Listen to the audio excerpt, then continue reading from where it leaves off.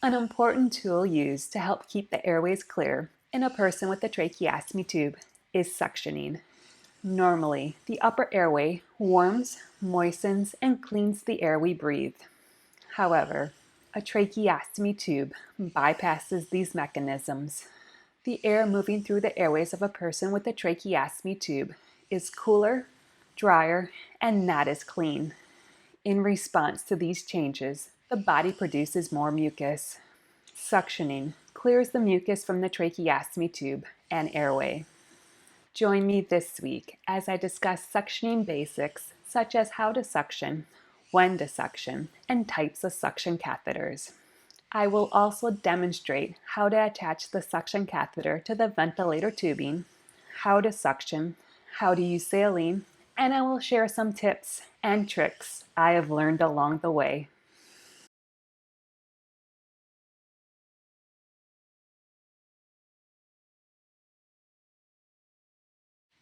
Suctioning is an easy and simple procedure to do at home or anywhere you find yourself. A suction machine is a device which is much like a vacuum. The suction machine attaches to a suction catheter. The suction catheter is then inserted into the airways. Pressing a lever will activate the suction machine, and pulling the catheter out of the airways will help clear the airways of mucus.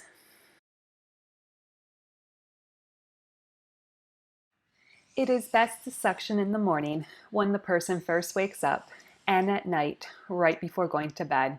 Additional suctioning may be needed if mucus is heard rattling in the tracheostomy tube, before meals, and if the person has increased secretions due to a respiratory infection.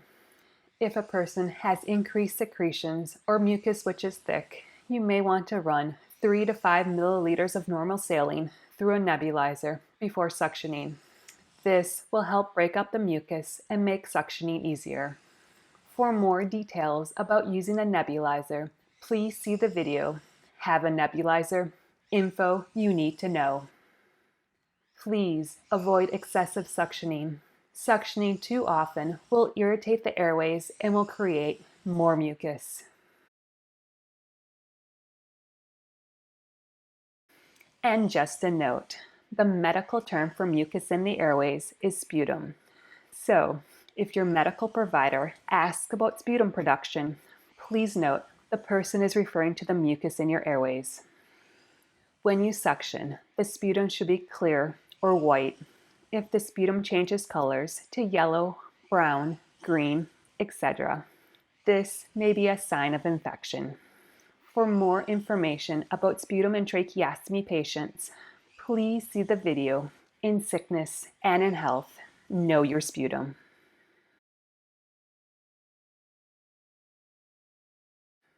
There are several different types of suction catheters. There is a catheter which is enclosed in plastic. This is called a closed suction catheter. There is also a catheter which is not enclosed in plastic, called an open suction catheter. This catheter requires sterile procedure and has a higher risk for infection. For this video, I will demonstrate how to suction using a closed suction catheter.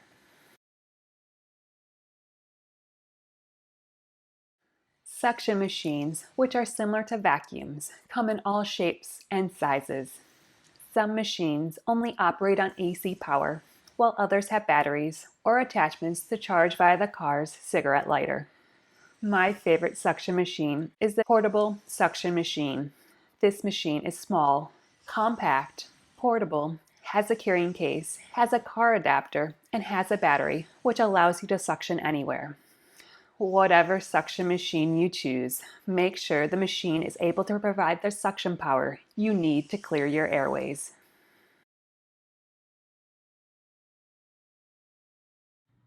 Hello, here are some basic tips for using a closed suction machine. First of all, you're going to want to look at your tubing to see what kind of connectors you have. If you have this small connector up here called a flexible tube, like this, you're going to want to take this off once you're suctioning because this is going to change shapes and it's going to be hard for the catheter to push through. It's going to get caught. So when you're looking at this, you're going to want to disconnect this part. Also, when you look at your suction catheter, it's going to come like this with this attached, and it's just going to be like this. There's going to be another piece like this, which is going to be needed to attach to this long area like this. How do you know where you want to attach this? You're going to want to attach this to the long area because this suction catheter needs to go straight. So that needs to go straight into your lungs. This suction catheter does not want to go through any extra tubing. So once you figure out where the suction tubing is, straight up, you know this other piece goes straight like this. So make sure this is pulled down like that. Next, you're going to attach this to your machine. Again, you're going to look at the connections. This is going to attach directly to your tracheostomy tube. So any tubing you want to get out of the way, so you're just going to pull this off and connect. Take this off and connect that on. As you see, it's going to be a weird configuration. You're going to have the suction catheter hanging down straight, and your tubing is going to go off to the side. Another thing you're going to want to look at is where you connect to your suction machine. You're going to have this right down here, and this is going to attach to your suction machine. You just make the connection like that, and this should be able to go up and down. You should be able to hear the suctioning. If you don't, you can also pull up and turn, and this will lock it. Sometimes this gets locked. I never try to lock this. Some people do this for a safety precaution, because if you need an emergency suctioning, the last thing you want to be doing is doing like this and I can't get it. So I always try to make sure it's unlocked, because even if this gets pushed, it's a nuisance, but it's not really an inconvenient. Next, you're going to want to suction. You're going to want to make sure this is up. You don't want this hanging down. You want this up and parallel with the tracheostomy tube. Then you're going to insert the suction catheter. Be mindful when you're inserting the suction catheter, there are numbers, and make sure you look at these numbers or little bullet points that are on here. And once you feel resistance, look at where that is on the catheter and make a mental note of that, and then slowly pull it out. And the next time you go down, don't go down all the way to that bullet point, because every time you go down to that bullet point, you're actually damaging the lungs, and you don't want to do that. You just want to go a little bit in and then suction it out. Another tip also is when you suction, some people like to go in, out, really fast. Some people are concerned that you're not able to breathe. Once you push this suction, it is true, it's very hard to breathe with the suction coming out. So you don't want to do it like over 10 minutes. But the same token, you don't want to do a quick 5-second run. You want to go down there and then slowly suck up everything. If you go fast, you're going to miss things. So I'll demonstrate for you. So you're just going to insert this. And now that's the resistance. You'll start coughing. Push down the lever and slowly take it out.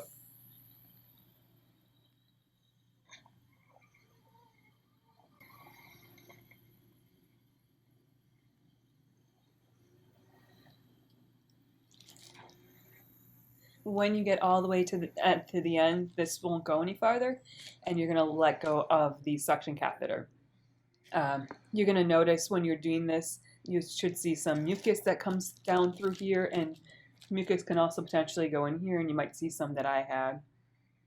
This is totally normal, and you want to do this. And if you feel like you have a lot of mucus, you do this several times. Now, if you have a lot of sputum in your airways, you can use this adapter. This adapter will pull open, and this will allow saline to be squirted down into the lungs. You can use a couple things. You can use a saline flush. You can just flush saline down and a flush into the lungs. Or you can use one of these little ampules that you often use for your nebulizer. You can open one of these up and again squirt this down into the lungs. One thing to be mindful of is when you're squirting, you can see the way this is configured, it squirts down like this. So what you need this to be perpendicular to your airways, and then lean back. If you don't lean back, the saline will come forward and it won't get into your lungs. Once you've opened this, lean back, put the saline in, immediately go down and suction, because the saline is going to make the person cough and they're going to be very agitated. And when you're going to do that, you're going to go down, suction up the saline. You're going to go down several times because in general, the saline is going to get all over and you're going to have to suction multiple times. So that's a little hint about if you have a lot of mucus secretions to use a saline. And once you're done with this cap, you simply close it and it's just back to the regular way it is. Now, when using this closed suction catheter set, you can leave it in your airways. So when you do this, you can just leave it on here. I'll show you. You're just going to put it on like you regularly do. This. Take off the cap. And attach over here. You can leave this on, and you can leave it on approximately 3 to 7 days. Refer to the manufacturer of the catheter to see how long it's appropriate to keep these on. I generally say 3 to 5 days are safe. Anything after that, there's a lot of bacteria that grows on here. So if you feel like you have a lot of suctioning, or if you're concerned you're going to need suctioning at a moment's notice, you can leave this on and, of course, have access. All you need to do is just connect this up to the suction, and you're good to go.